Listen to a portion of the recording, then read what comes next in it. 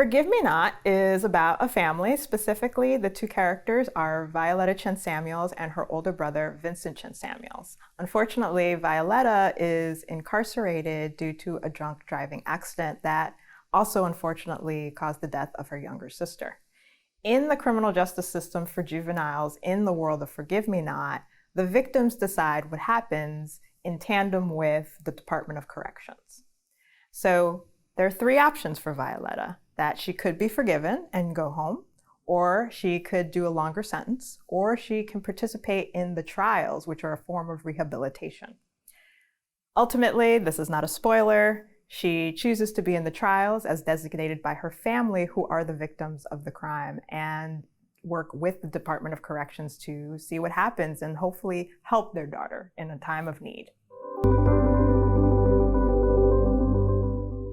So Forgive Me Not was inspired by this show called Forgive or Forget, where people bring another individual on that they want to apologize to in front of a live national audience to say, I am sorry for XYZ thing that I did.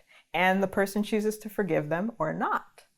And I thought, well, what if this is how juvenile detention worked? And what if there was a person, like a firm decision maker, that was involved? No more legal, no more judges, but just the victim, so to speak. And that's how it came about. The characters were immediate. They're from Queens, and I'm a Queens person too. So it is a very intersectional and multiracial cast that I've always grown up with in Queens, New York. And it just snowballed from there into this really, really complex story of family and grief and forgiveness and really understanding who you are and what you'll fight for.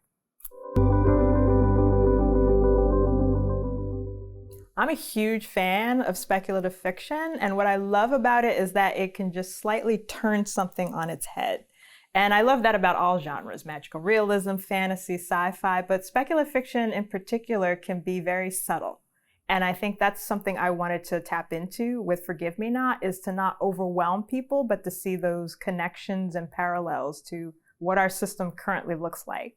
So that's been really interesting to hear from readers and learn more about what their anticipation of going in, and then understanding and seeing like, oh, this is very close to what our system is. And I think some of the best and most impactful speculative fiction has also made us think that, oh, we're not too far away from what I'm reading or seeing right now.